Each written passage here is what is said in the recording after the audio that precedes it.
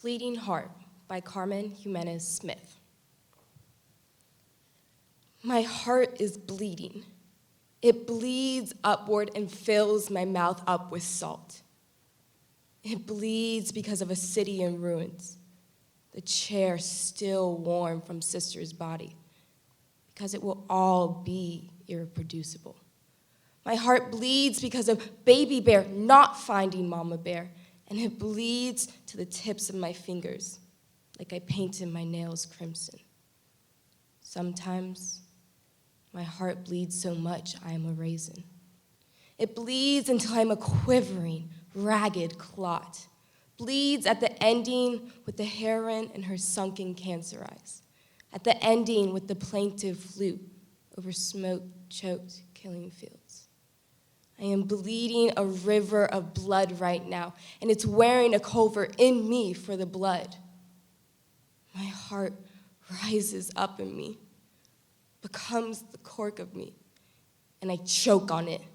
I am bleeding for you, and for me, and for the tiny babies in the IED blown leg.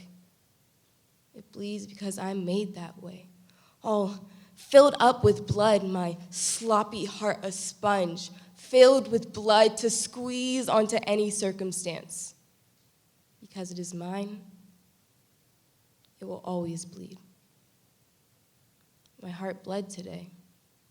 It bled onto the streets and the steps of City Hall. It bled in the pizza parlor with the useless jukebox.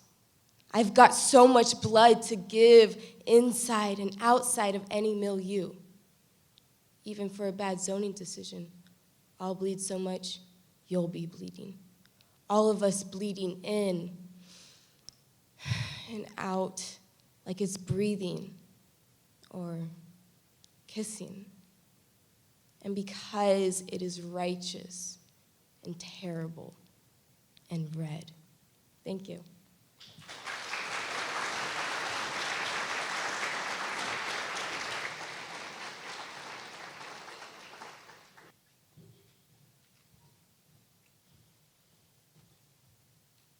Song of the Shattering Vessels by Peter Cole. Either the world is coming together or else the world is falling apart. Here, now, along these letters, against the walls of every heart. Today, tomorrow, within its weather, the end or beginnings about to start. The world impossibly coming together, or very possibly falling apart. Now the lovers' mouths are open. Maybe the miracle's about to start. The world within us coming together, because all around us, it's falling apart. Even as they speak, he wonders, even as the fear departs, is that the world coming together? Can they keep it from falling apart? The image gradually is growing sharper. Now the sound is like a dart. It seemed their world was coming together, but in fact, it was falling apart. That's the nightmare. That's the terror. That's the Isaac of this art, which sees that the world might come together if only we're willing to take it apart. The dream, the lure is the prayer's answer, which can't be plotted on any chart, as we know the world that's coming together without our knowing is falling apart. Thank you.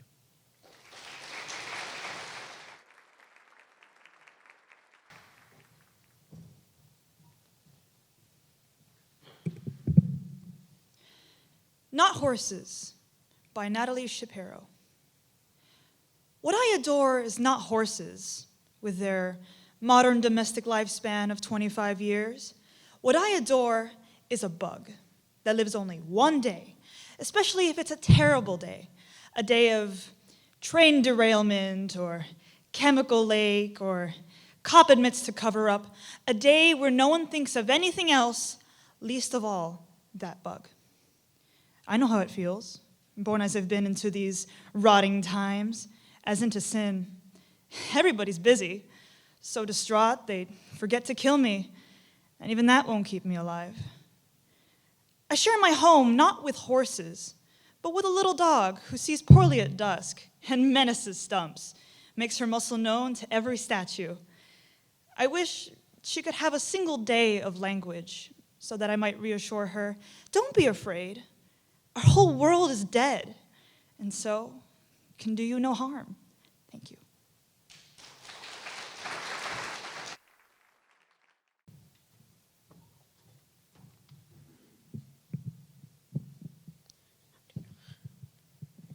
Truth by Gwendolyn Brooks.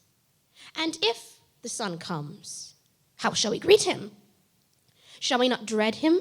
Shall we not fear him after so lengthy a session with shade? Though we have wept for him, though we have prayed all through the night years, what if we wake one shimmering morning to hear the fierce hammering of his firm knuckles hard on the door? Shall we not shudder? Shall we not flee into the shelter, the dear, thick shelter of the familiar, propitious haze? Sweet is it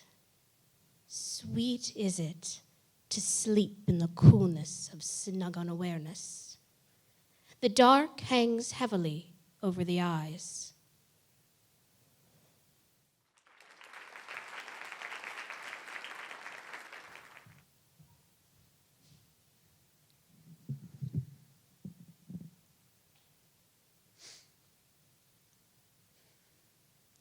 The Arrow in the Song by Henry Wadsworth Longfellow.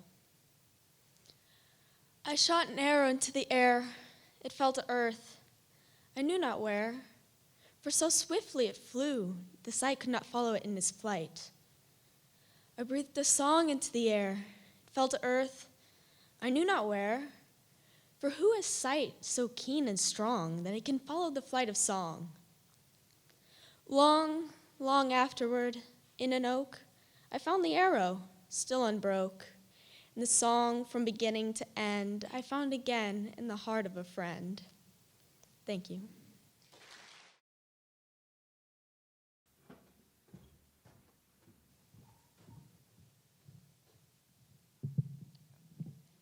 Catrina by Patricia Smith. I was birthed, restless and elsewhere, gut dragging and bulging with ball lightning, slush, broke through with branches, steel. I was bitch monikered, hipped. I hefted a whip rein, a swirling sheet of grit, scraping toward the first of you, hungering for wood, walls, unturned skin. With shifting and frantic mouth, I loudly loved the slow bones of elders, fools, and willows.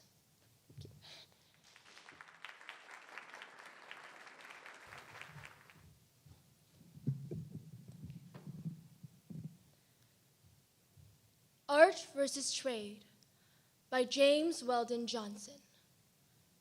Trade. Trade versus art. Brain. Brain versus heart. Oh, the earthliness of these hard-hearted times, when clinking dollars and jingling dimes drown all the finer music of the soul.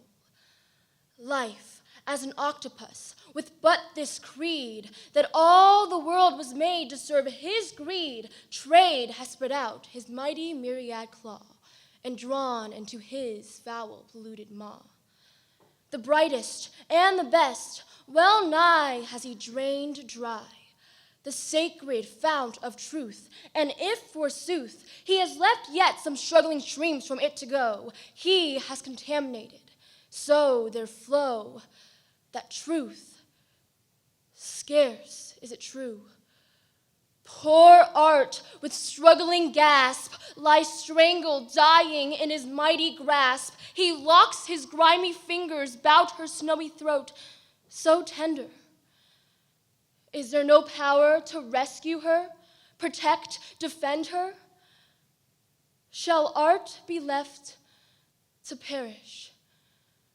Shall all the images her shrines cherish be left to this iconoclast, to vulgar trade? Oh, that mankind had less of brain and more of heart. Oh, that the world had less of trade and more of art. Then would there be less grinding down the poor. Then would men learn to love each other more. For trade stalks like a giant through the land, bearing aloft the rich in his high hand, while down beneath his mighty ponderous tread, he crushes those who cry for daily bread.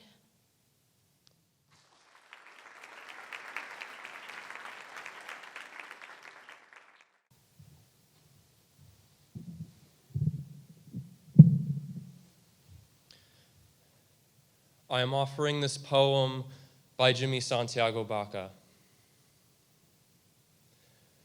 I am offering this poem to you since I have nothing else to give. Keep it like a warm coat when winter comes to cover you, or like a pair of thick socks the cold cannot bite through. I love you.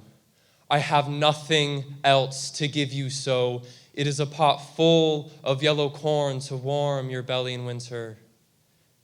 It is a scarf for your head to wear over your hair, to tie up around your face.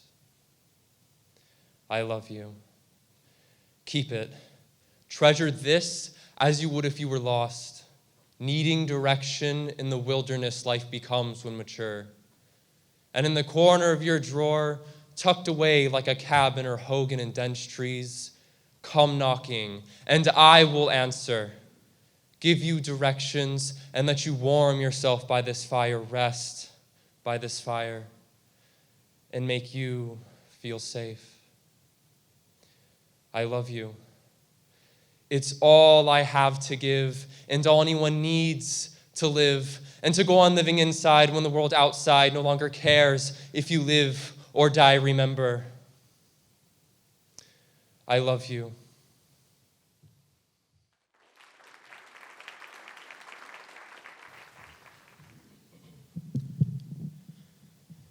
Broken Promises by David Kirby.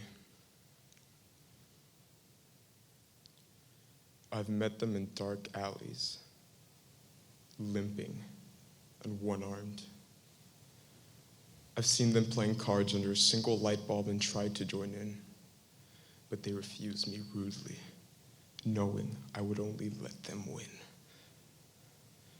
I've seen them in the foyers of theaters, coming back late from the interval long after the others have taken their seats, and in deserted shopping malls late at night, peering at things they can never buy. And I have found them wandering in a wood where I too have wandered. This morning I caught one, small and stupid, too slow to get away. It was only a promise I had made to myself once and then forgot. But it screamed and it kicked at me and ran to join the others who looked at me with reproach in their long, sad faces. When I drew near them, they scurried away, even though they will sleep in my yard tonight. I hate them for their ingratitude. I, who have kept countless promises, as dead now as Shakespeare's children. You bastards! I scream. You have to love me. I gave you life. Thank you.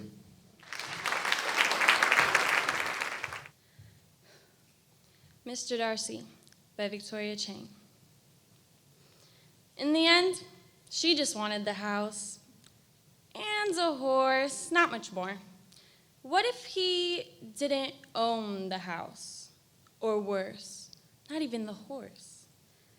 Is a man still the same without his reins? Here it rains every 15 minutes. It would be foolish to marry a man without an umbrella. Did Cinderella really love the prince? Or just the prince on the curtains in the ballroom? Once, I went window shopping, but I didn't want a window. When do you know it's time to get a new man? One who can win more things at the fair. I already have 4 stuffed pandas from the fair. I won fair and square. Is it time to be less square? To wear something more revealing? In North and South, she does a dealing, gives him the money in the end, but she falls in love with him. When he has the money, when he is still running away, if the water's running in the other room, is it wrong for me to not want to chase it because it owns nothing else? When I wave to a man, I love what happens when a man with a lot more bags waves back.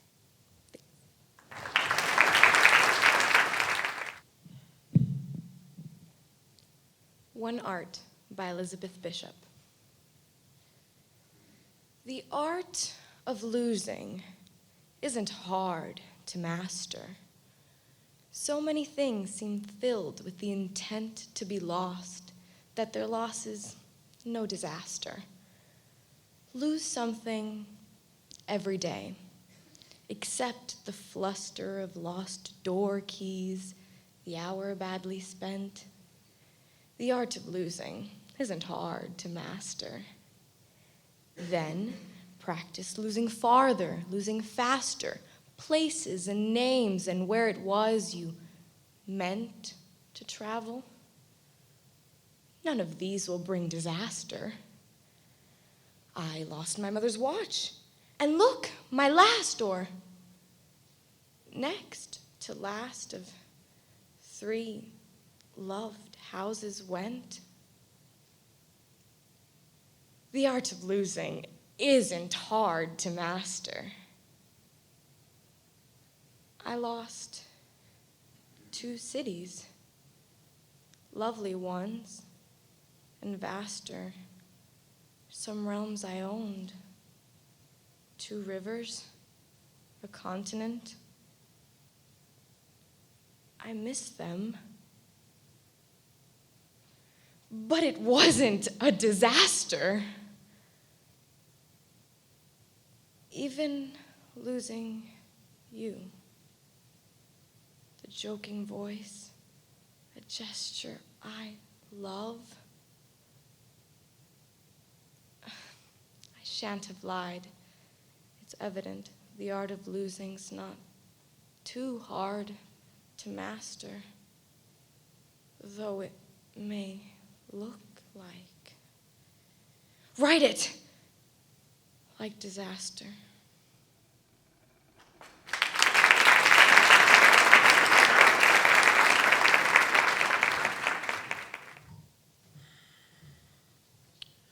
Discrimination by Kenneth Rexroth. I don't mind the human race. I've got pretty used to them in these past 25 years. I don't mind if they sit next to me on streetcars or eat in the same restaurants if it's not the same table. However, I don't approve of a woman I respect dancing with one of them. I've tried asking them to my home without success. I shouldn't care to see my own sister marry one, even if she loved him. Think of the children. Their art is interesting, but certainly barbarous. I'm sure if given a chance, they'd kill us all in our beds. And you must admit, they smell. Thank you.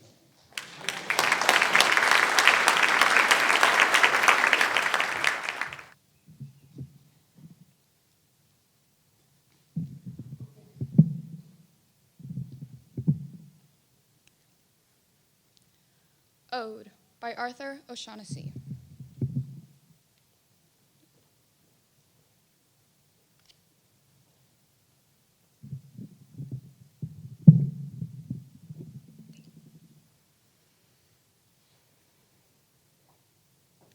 We are the music makers, and we are the dreamers of dreams, wandering by lone sea breakers and sitting by desolate streams, world losers and world forsakers, on whom the pale moon gleams. Yet we are the movers and shakers of the world forever, it seems. With wonderful deathless ditties, we build up the world's great cities, and out of a fabulous story, we fashion an empire's glory. One man with a dream at pleasure shall go forth and conquer a crown, and three with a new song's measure can trample a kingdom down. We, in the ages lying, in the buried past of the earth, built Nineveh with our sighing, and Babel itself in our mirth, and o'erthrew them with prophesying to the old of the new world's worth. For each age is a dream that is dying, or one that is coming to birth. Thank you.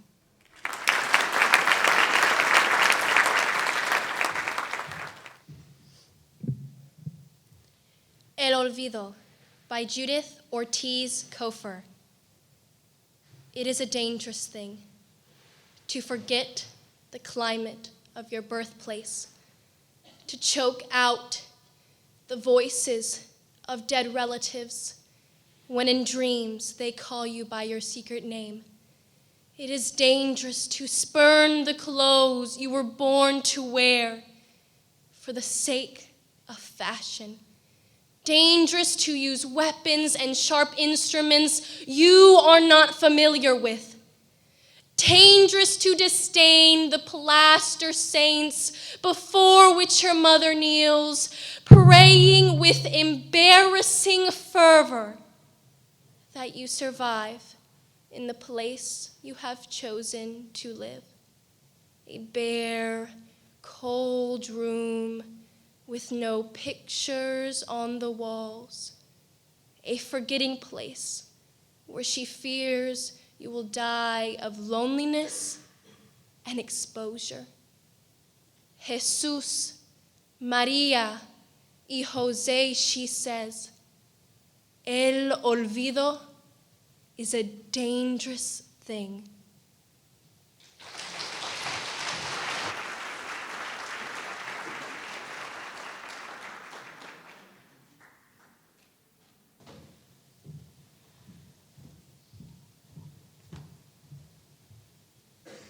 Dream Song 14 by John Berryman. Life, friends, is boring. We must not say so. After all, the sky flashes, the great sea yearns, we ourselves flash and yearn, and moreover, my mother told me as a boy, repeatedly, ever to confess you're bored means you have no inner resources. I conclude now I have no inner resources because I am heavy bored. Peoples bore me. Literature bores me, especially great literature. Henry bores me with his plights and gripes as bad as Achilles, who loves people and valiant art, which bores me. And the tranquil hills and gin look like a drag.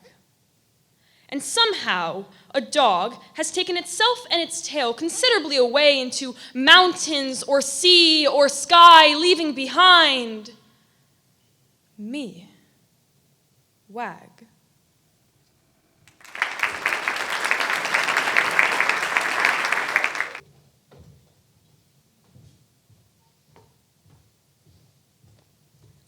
I Have a Time Machine by OShaughnessy.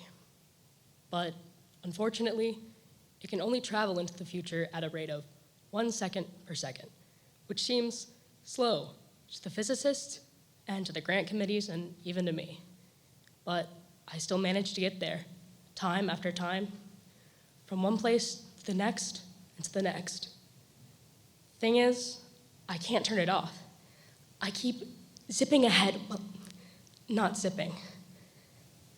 And if I try to get out of this time machine, open the latch, I'll fall into space, unconscious, then desiccated. And I'm pretty sure I'm afraid of that, so I stay inside. There's a window, though. It shows the past. It's like a television or fish tank. Thing is,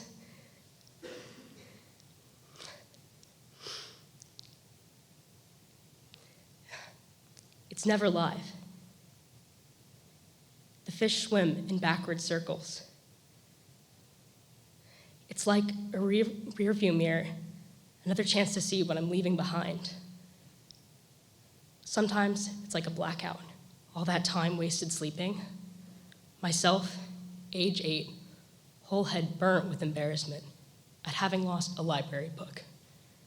Myself, lurking in a candled corner, expecting to be found charming. Me, holding a rose, though I want to put it down so I can smoke. Me, exploding at my mother, who explodes at me because of the explosion of some dark star way back, struck hard at mother's mother's mother. I turn away from the mirror, anticipating a blow. I thought I'd find myself an old woman by now, traveling light through time. But I haven't gotten very far at all. Strange not to be able to pick up the pace as I'd like. The past is so horribly fast.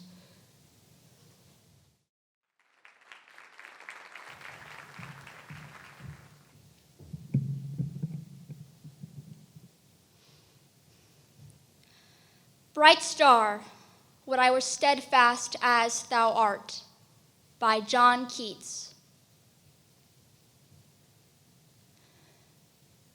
Bright star, would I were steadfast as thou art, not in lone splendor hung aloft the night, and watching with eternal lids apart, like nature's patient, sleepless eremite, the moving waters at their priest-like task of pure ablution round earth's human shores, or gazing on the new soft fallen mask of snow upon the mountains and the moors. No, yet still steadfast, still unchangeable, pillowed upon my fair love's ripening breast, to feel forever its soft fall and swell, awake forever in a sweet unrest. Still, still to hear her tender taken breath, and so live ever, or else swoon to death. Thank you.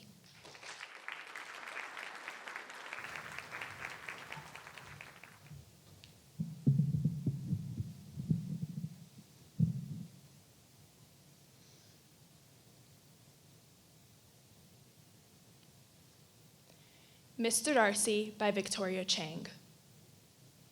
In the end, she just wanted the house and a horse, not much more.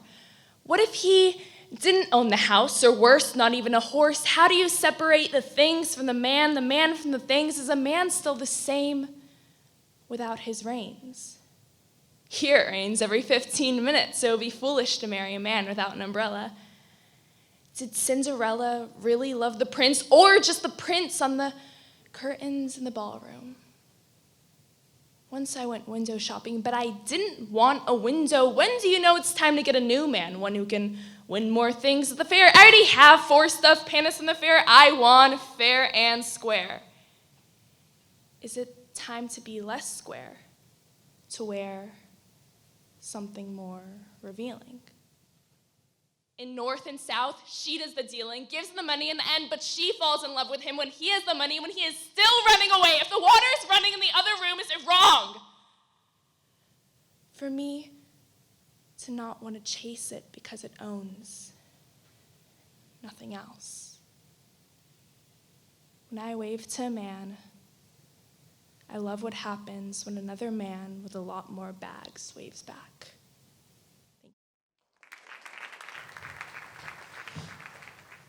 I Have a Time Machine by OShaughnessy. But unfortunately, it can only travel into the future at a rate of 1 second per second, which seems slow to the physicists and to the grant committees and even to me. But I managed to get there, time after time, to the next moment and to the next. Thing is, I can't turn it off.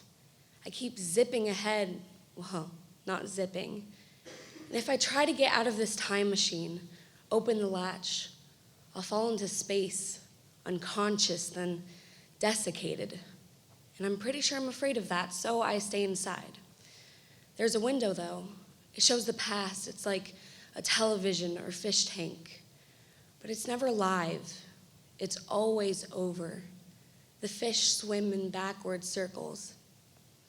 Sometimes it's like a rearview mirror, another chance to see what I'm leaving behind. And sometimes like blackout, all that time wasted sleeping. Myself, age 8, whole head burnt with embarrassment at having lost a library book. Myself, lurking in a candled corner, expecting to be found charming. Me, holding a rose, though I want to put it down so I can smoke. Me, exploding at my mother, who explodes at me because the explosion of some dark star all the way back struck hard at mother's mother's mother. I turn away from the window, anticipating a blow. I thought I'd find myself an old woman by now, traveling so light in time, but I haven't gotten far at all. Strange not to be able to pick up the paces I like. The past is so horribly fast.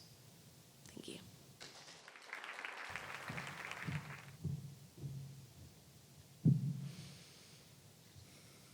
Envy by Mary Lamb. This rose tree is not made to bear the violet blue, nor lily fair, nor the sweet mignonette. And if this tree were discontent or wished to change its natural bent, it all in vain would fret. And should it fret, you would suppose it ne'er had seen its own red rose, nor after gentle shower had ever smelled its rose's scent, or it could ne'er be discontent with its own pretty flower. Like such a blind and senseless tree as I've imagined this to be, all envious persons are.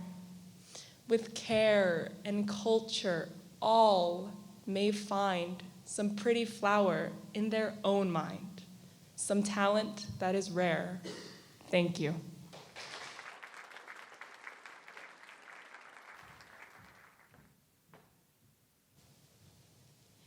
A.B. Sedarian requiring further examination of Anglican seraphim subjugation of a wild Indian reservation by Natalie Diaz. Angels don't come to the reservation. Bats, maybe, or owls, boxy, mottled things. Coyotes, too. They all mean the same thing, death. And death eats angels, I guess, because I haven't seen an angel fly through this valley ever. Gabriel? Never heard of him. Know a guy named Gabe, though. He came through here one powwow and stayed. Typical Indian. Sure, he had wings, jailbird that he was. He flies around in stolen cars. Wherever he stops, kids grow like gourds from women's bellies. Like I said, no Indian I've ever heard of has ever been or seen an angel. Maybe in a Christmas pageant or something. Nazarene Church holds one every December, organized by Pastor John's wife. It's no wonder Pastor John's son is the angel. Everyone knows angels are white. Quit bothering with angels, I say. They're no good for Indians. Remember what happened last time some white god came floating across the ocean? Truth is, there may be angels, but if there are angels up there living on clouds or sitting on thrones across the sea, wearing velvet robes and golden rings, drinking whiskey from silver cups, we're better off if they stay rich and fat and ugly and exactly where they are, in their own distant heavens. You better hope you never see angels on the res. If you do, they'll be marching you off to Zion or Oklahoma or some other hell they've mapped out for us. Thank you.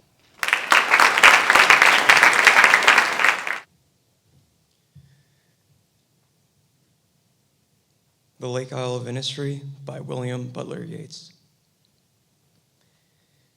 I will arise and go now, and go to Innisfree, and a small cabin build there of clay and wattles made.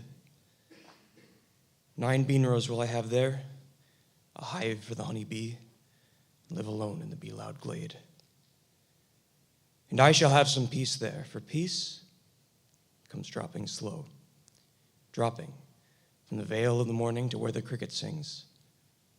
There, midnight's all a glimmer, noon a purple glow, and evening full of the linnet's wings. I will arise and go now, for always night and day I hear lake water lapping with low sounds by the shore. While I stand there on the roadway or on the pavements gray, I hear it in the deep heart's core.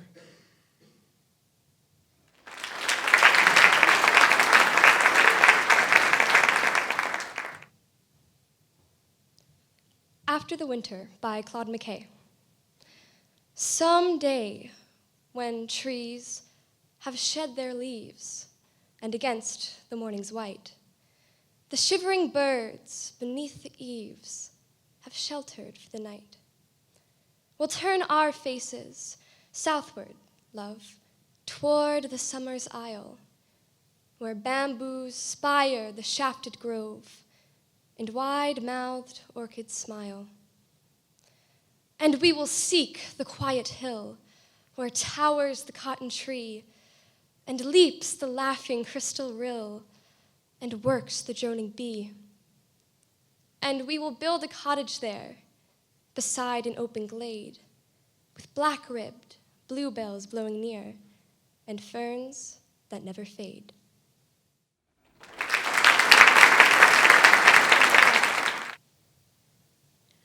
Do Not by Stevie Smith.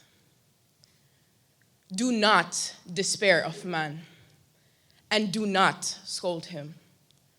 Who are you that you should so lightly hold him? Are you not also a man?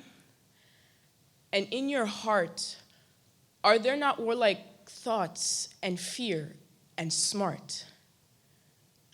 Are you not also afraid and in fear cruel?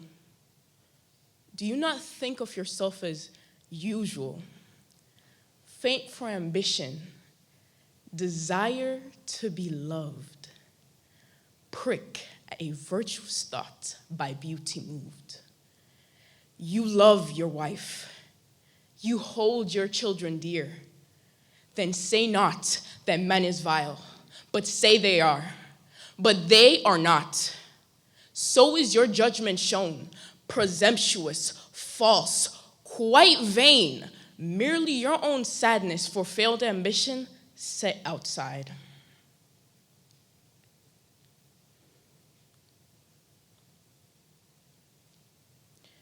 In a made philosophy of, pricked, beautified, a noble dress, and into the world sent out to run with the ill it most pretends to rout. Oh, know your own heart. The heart's not wholly evil. And from the particular, judge the general. If judge you must, but with compassion see life, or else of yourself, despairing, flee strife. Thank you.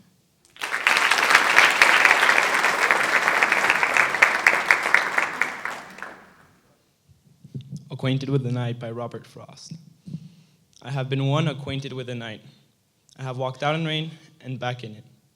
I have outwalked the furthest city light. I have looked down the saddest city lane. I have passed by the watchman on his beat and dropped my eyes, unwilling to explain. I have stood still and stopped the sound of feet.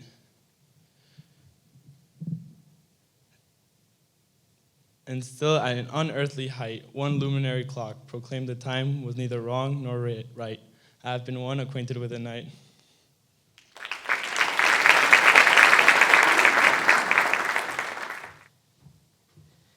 The Paradox by Paul Laurence Dunbar. I am the mother of sorrows. I am the ender of grief. I am the bud and the blossom. I am the late falling leaf. I am thy priest and thy poet. I am thy serf and thy king. I cure the tears of the heartsick. When I come near, they shall sing. White are my hands as a snowdrop. Swart are my fingers as clay. Dark is my frown as a midnight. Fair is my brow as a day. Battle and war are my minions, doing my will as divine. I am thy fool in the morning. I am the calmer of passions. Peace is a nursling of mine. Speak to me gently or curse me. Seek me or fly from my sight. I am thy fool in the morning. Thou art my slave in the night.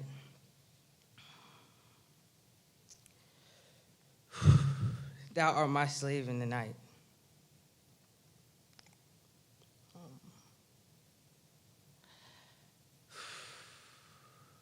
Thou art my slave in the night.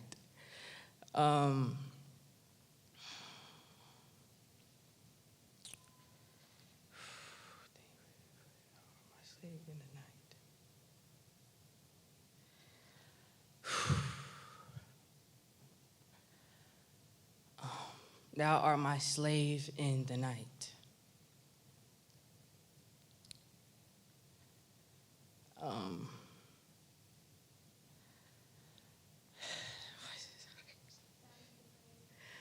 Down to the grave will I take thee, out from the noise of the strife.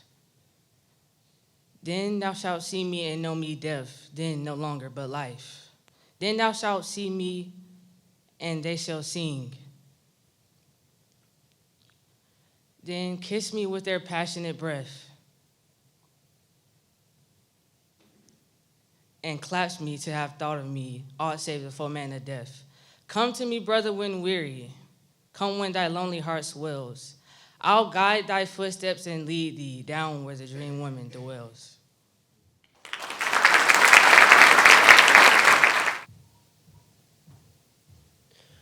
Propositions by Stephen Dunn. Anyone who begins a sentence with, "in all honesty," is about to tell a lie. Anyone who says, "this is how I feel," had ought to love form more than disclosure. Same for anyone who thinks he thinks well, because he had a thought. If you say you're ugly to an ugly person, no credit for honesty, which must always be a discovery, an act that qualifies as an achievement. If you persist, you're just a cruel bastard, a pig without a mirror, somebody who hasn't examined himself enough. A hesitation hints at an attempt to be honest, suggests a difficulty is present. A good sentence needs a clause or two, interruptions set off by commas, evidence of a slowing down, a rethinking. Before I asked my wife to marry me, I told her I'd never be fully honest. No one, she said, had ever said that to her. I was trying to be radically honest, I said, but in fact had another motive. A claim without a but in it is at best only half true. In all honesty, I was asking in advance to be forgiven. Thank you.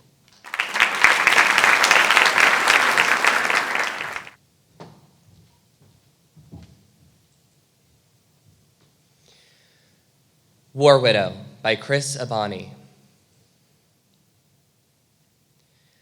The telephone never rings. Still, you pick it up, smile into the static, the breath of those you've loved, long dead. The leaf you pick from the fall rises and dips away with every ridge. Fingers stiff from time, you trace. Staring off into a distance limned by cataracts and other collected debris, you have forgotten none of the long-ago joy of an ice cream truck and its summer song. Between the paving stones, between tea, a cup, and the sound of you pouring, between the time you woke that morning and the time when the letter came, a tired sorrow, like an old flagellant able only to tease with a weak sting. Riding the elevator all day, floor after floor after floor, each stop some small victory whittled from the hard stone of death. You smile. They used to write epics about moments like this. Thank you.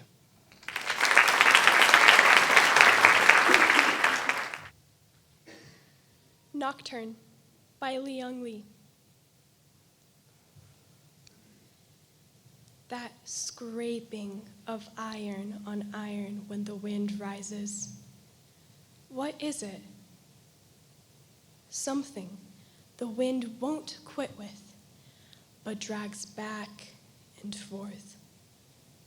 Sometimes faint, far, then suddenly close, just beyond the screen door, as if someone there squats in the dark, honing his wares against my threshold.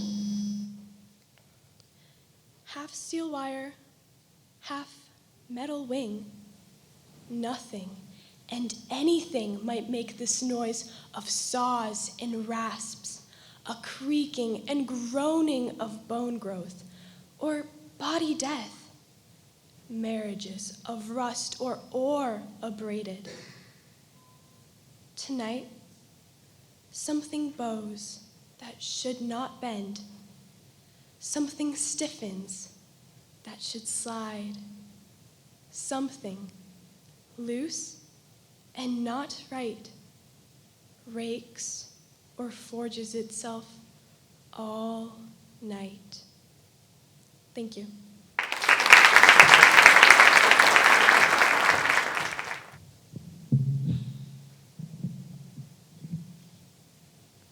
Abandoned Farmhouse by Ted Kuzer. He was a big man, says the size of his shoes on a pile of broken dishes by the house. A tall man, too, says the length of the bed in an upstairs room. And a good, God-fearing man, says the Bible with a broken back on the floor below the window, dusty with sun. But not a man for farming, say the fields cluttered with boulders and the leaky barn. A woman lived with him, says the bedroom wall papered with lilacs and the kitchen shelves covered with oilcloth. And they had a child, says the sandbox made from a tractor tire. Money was scarce, say the jars of plum preserves and canned tomatoes sealed in the cellar hole. And the winter's cold, say the rags in the window frames. It was lonely here, says the narrow country road. Something went wrong, says the empty house in the weed-choked yard. Stones in the field say he was not a farmer. The still sealed jars in the cellar say she left in a nervous haste. And the child? Its toys are strewn in the yard like branches after a storm. A rubber cow, a rusty tractor with a broken plow, a doll in overalls. Something went wrong, they say.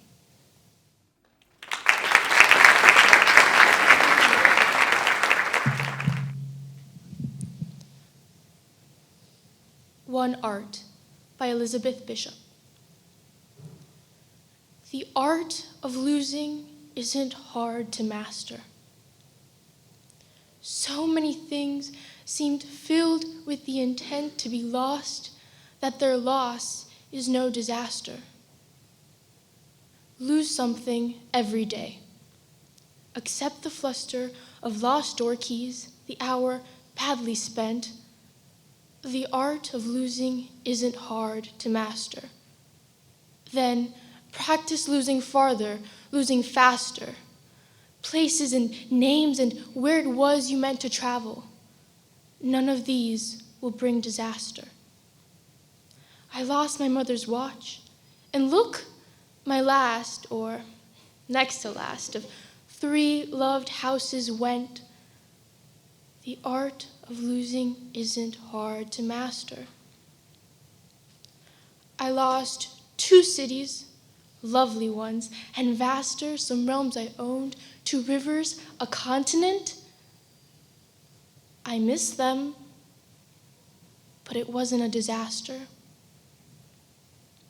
Even losing you, the joking voice, a gesture I love, I shan't have lied.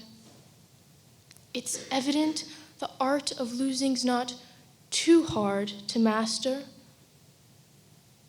although it may look like, write it, like disaster. Thank you.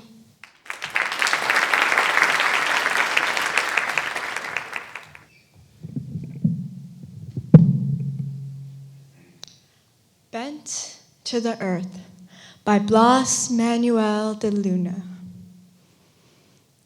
They had hit Reuben with the high beams, had blinded him so that the van he was driving, full of Mexicans going to pick tomatoes, would have to stop. Reuben spun the van into an irrigation ditch, spun the 5-year-old me awake to immigration officers. Their batons already out, already looking for the soft spots on the body. To my mother being handcuffed and dragged to a van, to my father trying to show them our green cards.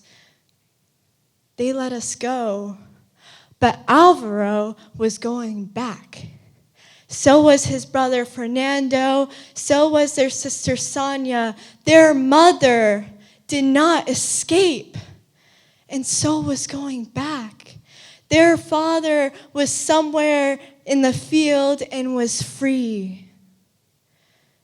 There were no great truths revealed to me then, no wisdom given to me by anyone. I was a child who had seen what a piece of polished wood can do to a face, who had seen his father about to lose the one he loved, who had lost some friends, who would never return, who later that morning bent to the earth and went to work. Thank you.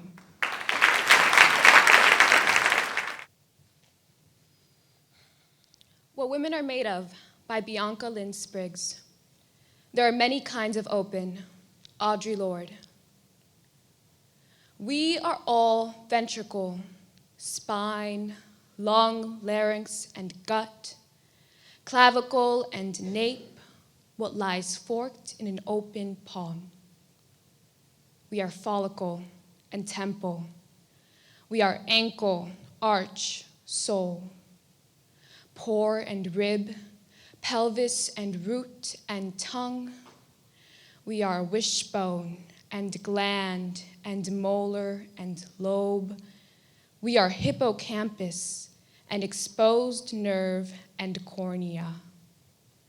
Areola, pigment, melanin and nails, varicose, cellulite, divining rod, sinew and tissue, saliva and silt. We are blood and salt, clay and aquifer. We are breath and flame and stratosphere. Palimpsest and bibelot and cloisonne fine lines, marigold, hydrangea, and dimple, night light, satellite, and stubble. We are pinnacle, plummet, dark circles and dark matter, a constellation of freckles and specters and miracles and lashes. Both bent and erect, we are all give and give back. We are volta and girder. Make an incision in our nectary, and painted ladies sail forth, riding the back of a warm wind, plumed with love and things like love. Crack us down to the marrow, and you may find us full of cicada husks and sand dollars and salted maple taffy, weary of welding together our daydreams. All sweet tea, razor blades, carbon, and patchwork quilts of good God and Lord have mercy. Our hands remember how to turn the earth before we do. Our intestinal fortitude, cumulonimbus streaked with saffron light, our foundation, not in our limbs or hips. This comes first as an amen, a hallelujah, a suckling swaddled psalm sung at the cosmos's breast. You want to know what women are made of? Open wide and find out.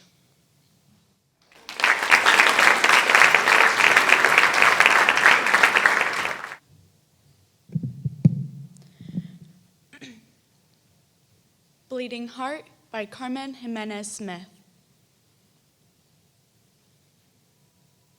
My heart is bleeding.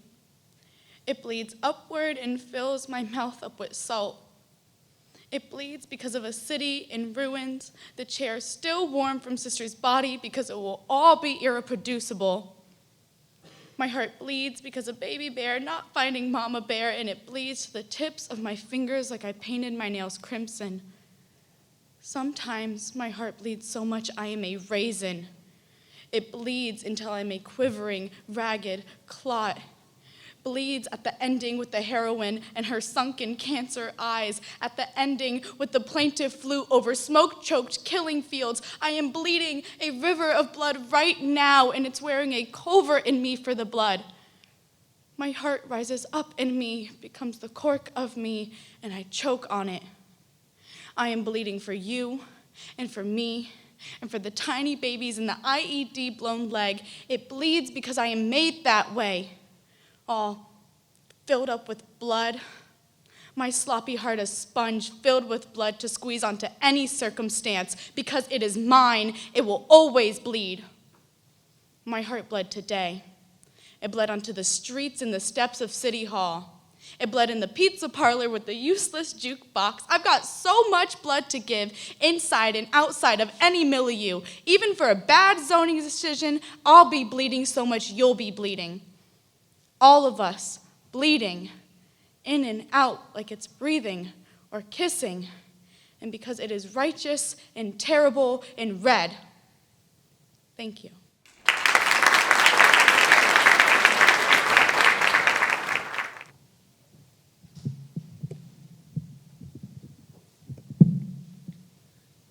Moralize by Karen Gottschall. Sometimes I say I'm going to meet my sister at the cafe, even though I have no sister, just because it's such a beautiful thing to say. I've always thought so, ever since I read a novel in which two sisters were constantly meeting in cafes.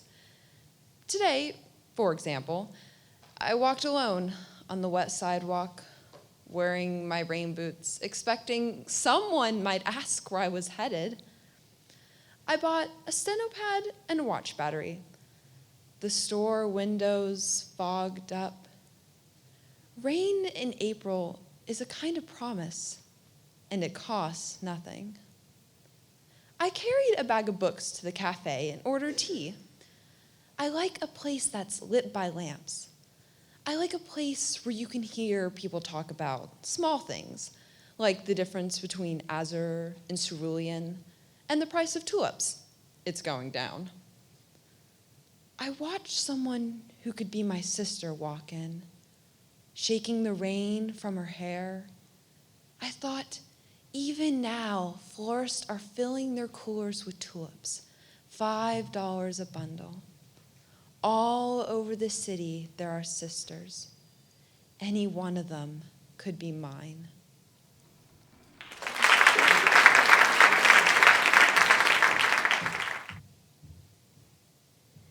Give All to Love by Ralph Waldo Emerson. Give all to love. Obey thy heart. Friends, kindred, days, estate, good fame, plans, credit, and the muse, nothing refuse. 'Tis a brave master, let it have scope. Follow it utterly, hope beyond hope. High and more high, it dives into noon, with wing unspent, untold intent. But it is a god, knows its own path and the outlets of the sky. It was never for the mean, it requireth courage stout, souls above doubt, valor unbending. It will reward, they shall return, more than they were, and ever ascending. Leave all for love. Yet, hear me yet. One word more, thy heart behoved, one pulse more of firm endeavor. Keep thee today, tomorrow, forever, free as an Arab of thy beloved. Cling with life to the maid, but when the surprise, first vague shadow of surmise, flits across her bosom young of a joy apart from thee, free be she, fancy free, nor thou detain her vesture's hem, nor the palest rose she flung from her summer diadem.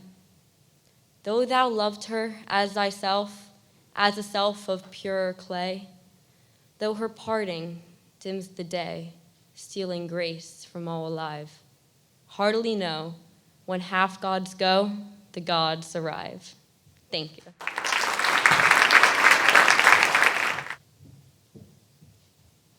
Ode to the Hotel near the Children's Hospital by Kevin Young. Praise the restless beds. Praise the beds that do not adjust, that won't lift the head to feed, or lower for shots, or blood, or raise to watch the tinny TV. Praise the hotel TV that won't quit its murmur and holler. Praise the room service that doesn't exist. Just the slow delivery to the front desk of cooling pizzas and brown bags, leaky, greasy, and clear. Praise the vending machines, praise the change, praise the hot water and the heat, or the loud cool that helps the helpless sleep. Praise the front desk who knows to wake room 120 when the hospital rings. Praise the silent phone, praise the dark drawn by thick daytime curtains after long nights of waiting. Awake. Praise the waiting, and then praise the nothing that's better than bad news. Praise the wake-up call at 6 a.m., praise the sleeping in, praise the card hung on the door like a whisper. Lips pressed silent. Praise the stranger's hands that change the sweat of sheets. Praise the checking out. Praise the going home to beds unmade for days. Beds that won't resurrect or rise, that lie there like a child should, sleeping. Tubeless. Praise this mess that can be left. Thank you.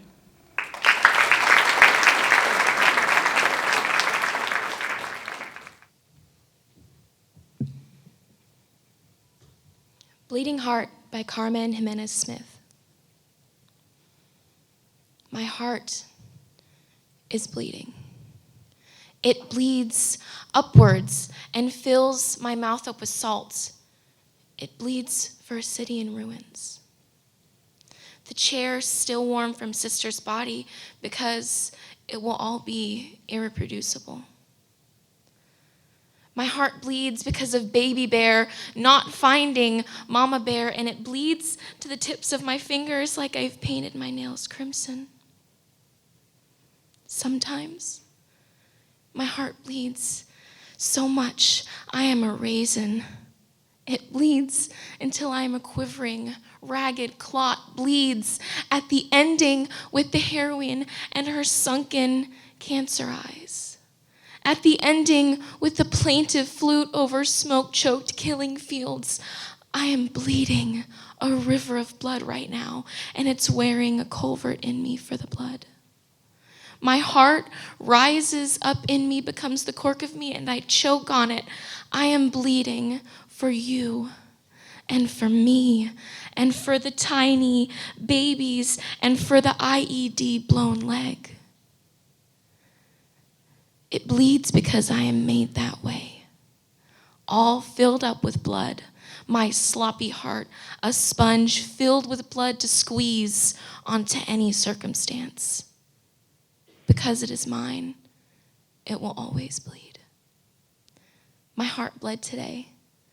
It bled onto the streets and the steps of City Hall. It bled in the pizza parlor with the useless jukebox. I've got so much blood to give inside and outside of any milieu, even for a bad zoning decision. I'll bleed so much, you'll be bleeding. All of us bleeding in and out like it's breathing or kissing, and because it is righteous and terrible and red.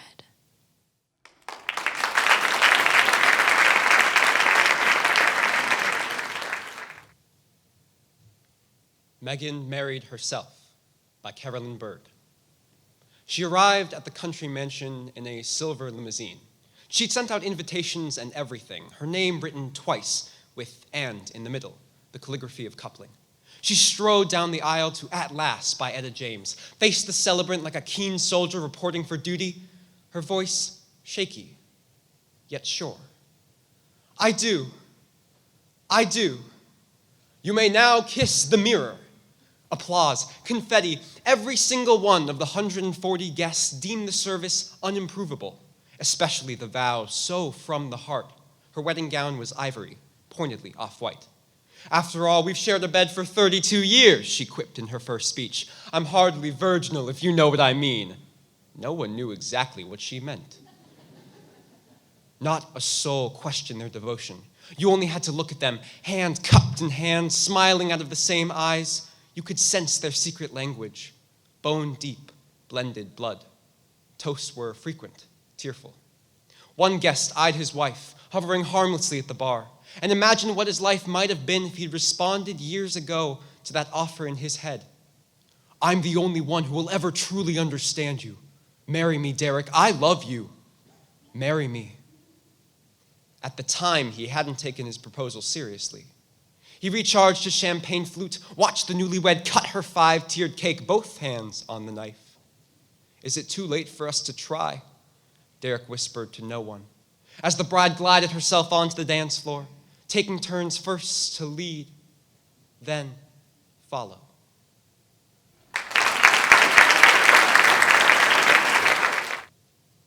The Maid's Lament by Walter Savage Landor. I loved him not, and yet now he is gone. I feel I am alone. I checked him while he spoke, yet could he speak, alas, I would not check. For reasons not to love him once I sought, and wearied all my thought to vex myself and him. I now would give my love, could he but live, who lately lived for me. And when he found 'twas vain and holy ground. He hid his face amid the shades of death. I waste for him my breath, who wasted his for me. But mine returns, and this lorn bosom burns with stifling heat, heaving it up in sleep and waking me to weep tears that had melted his soft heart for years. Wept he as bitter tears. Merciful God, such was his latest prayer, these may she never share. Quieter is his breath, his breast more cold than daisies in the mold, where children spell athwart the churchyard gate his name and life's brief date. Pray for him, gentle souls, whoe'er you be, and oh, pray too for me. Thank you.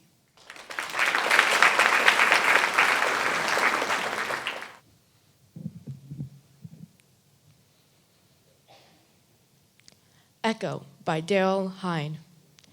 Echo that loved hid within a wood to herself rehearse her weary woe. Oh, she cried, and all the rest unsaid. Identical came back in sorry echo. Echo for the fix that she was in, invisible, distraught by mocking passion, passionate, ignored, as good as dumb, employed that unchanged in repetition. Shun love if you suspect that he shuns you. Use with him no reproaches whatsoever.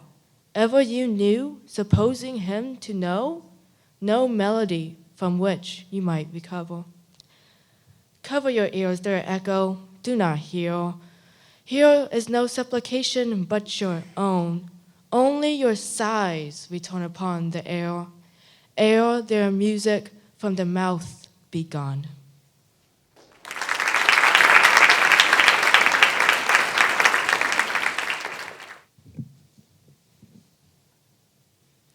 The Art Room by Sharon McCallum.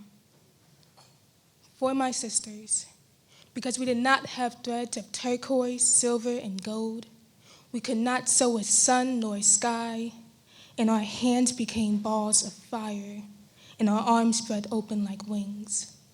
Because we had no chalk or pastels, no toad, forest, or morning grass slats of paper, we had no color for creatures. So we squatted and sprang, squatted and sprang. 4 young girls, plaits heavy on our backs. Our feet were beating drums, drawing rhythms on the floor. Our mouths became woodwinds. Our tongues touched teeth and were reeds.